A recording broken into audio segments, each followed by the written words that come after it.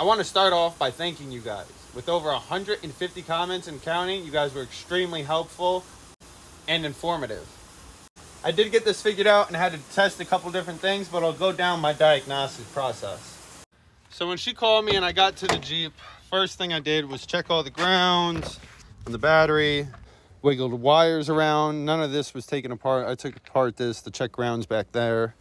When I was there, I checked the number 10 and a couple other fuses, but I was just pulling them by hand. I didn't have my test light there.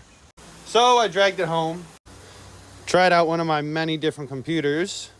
Still the same. Get the old power probe out, and I found a blown fuse at number 11, which controls the PCM, ECM, and yada yada. Go to see if it starts. Starts, still no gauges. Come back to the TikTok comment section, and that's where I find this guy. The IOD fuse ended up being blown. I'm gonna turn the Jeep off, but I know that looks sketchy, but it's actually been like that since I got the Jeep. The last owner had a wire plugged in under here and was frying the whole thing, but we tested out good.